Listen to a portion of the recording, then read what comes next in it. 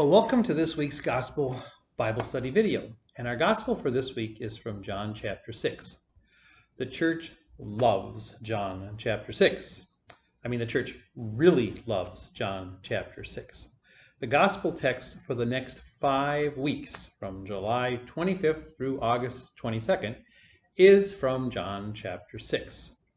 This chapter contains the story of Jesus feeding the crowd with a few loaves of bread and a couple of fish. But in John's Gospel, it is much more than simply a miracle story. In John's Gospel, Jesus uses this miraculous feeding as a springboard for a long dissertation or monologue about who he is, what he has come to do, and what it means to follow him. And it's all couched in the language of the bread from this miracle.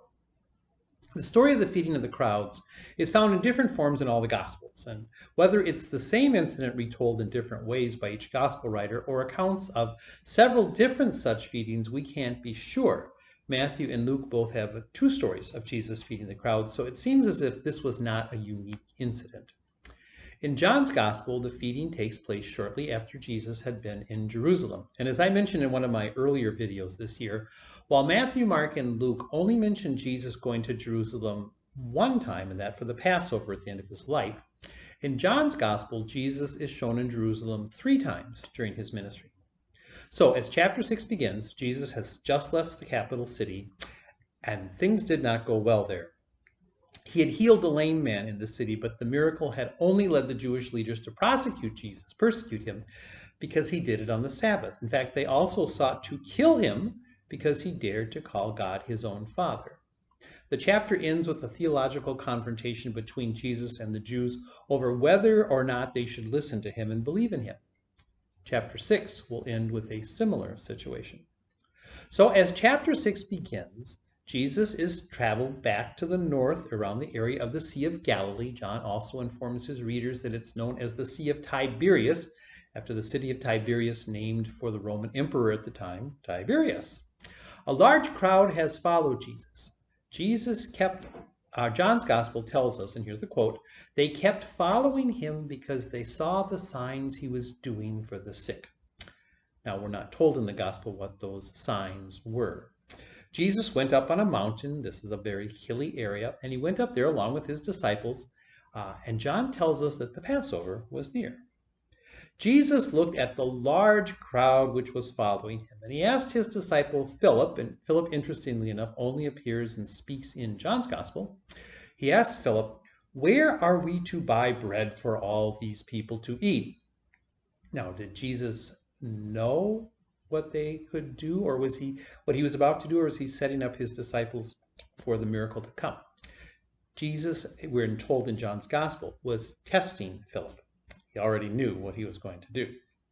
Well, Philip replies that not even 6 months' wages would be enough to buy food for a large crowd, to even have a little bite to eat. The Greek text of the Gospel says 200 denarii, and a denarii was a small little silver coin, which was the average worker's pay for one day. It was enough to feed a family for one day. But feeding the crowd out in this isolated spot seems an impossibility to Philip. However, Andrew, Simon Peter's brother, then piped up telling Jesus that there was a boy in the crowd who had 5 barley loaves and 2 fish. But he added, "But what are these among so many people?" Good for Andrew, although not good enough. Jesus then launches his miraculous plan. "Tell the people to sit down," he told his disciples. Actually, make the people sit down. They obeyed and did what he asked. Now, I doubt that if any of the disciples or the people had a clue what was about to happen. Jesus took the loaves of bread and gave thanks to God for them. The bread and the fish were then distributed among the people, and they ate as much as they wanted. Now, people throughout history, dubious of Jesus' powers, have long speculated what might have actually happened on that grassy hillside. Some people say that the members of the crowd had food with them, and they took this as a clue to take it out, eat it, and even share it. After all, they wouldn't have been foolish enough to follow after Jesus and his disciples up on the hills without bringing something along to eat. That seems logical, but the Gospel writer tells us that when the people were done, Jesus had his disciples gather up the leftovers so that nothing might be lost. That's an interesting thing to say, so that nothing might be lost. Jesus' miracle would not be allowed to go to waste in any way. We are told that 12 baskets were filled with the leftovers. So it seems that this wasn't a case of people sharing their own meager food. That's what they did. Would there really be 12 baskets left over? It was much more than that. The point is that Jesus not only cared for the crowds, but he did so in abundance. He didn't just meet their bare necessities. The result of this miraculous feeding was something Jesus experienced elsewhere in his ministry. We're told, when the people saw the sign that he had done, they began to say, "This is indeed the prophet who has come into the world." They saw in Jesus the messianic prophet foretold in scriptures. We hear of this prophet several times in the Gospels, especially when Jesus asked his disciples who people said that he was. However, things were about to escalate even further. Jesus realized that the crowd was about to make a rather harsh and hasty, rash decision, having seen what Jesus had done. The Gospel puts it this way. When Jesus realized that they were about to come and take him by force and make him king, he withdrew again to the mountain by himself. The crowds, Jesus feared, saw in him someone who would miraculously meet all their needs. And they liked this. They wanted someone who would take care of them and make life easy. I mean, who doesn't like free food? Who would object to not having to work or slave in the fields or go out in the sea every day with your fishing nets? This Jesus was great. And it didn't matter if he wanted to be king or not. They would make him king. They were about to come and grab him, take him by force, and put him on the throne in Galilee to serve them. But Jesus would have none of this. He fled the crowds and went up to the mountain by himself to get away from them. Such ideas or fears appear several times in John's Gospel.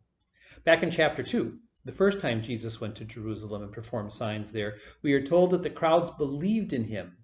However, as the Gospel says, Jesus on his part would not entrust himself to them because he knew all people and needed no one to testify about anything, for he himself knew what was in everyone.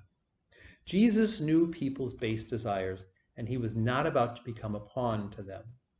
Then in chapter 11, after Jesus raised his friend Lazarus from the dead, the Jewish leaders became fearful that when the news of this miracle spread, people would flock to Jesus and perhaps want to make him king. And this would lead the Romans to come down on the Jews, including the religious leaders. The high priest Caiaphas intoned, "You do not understand that it is better for you to have one man die for the people than to have the nation destroyed." Jesus was a king and would become a king, but it would not be a kingship forced upon him by adoring crowds. His kingship would be revealed on the cross, where he was executed, with a sign over his head that declared in a mocking tone, "King of the Jews." The rest of chapter 6 will be devoted to Jesus explaining to his ever befuddled and confused disciples and the people in the crowd who he was, what he came to do, and what it truly meant to follow him. By the end of the chapter, most will have left Jesus. He's not what they wanted. In the Gospels, Jesus' miracles seldom lead to faith, at least true faith, in who he was. So thank you for watching this week's video, and we will have a lot more of John chapter 6 in the weeks ahead.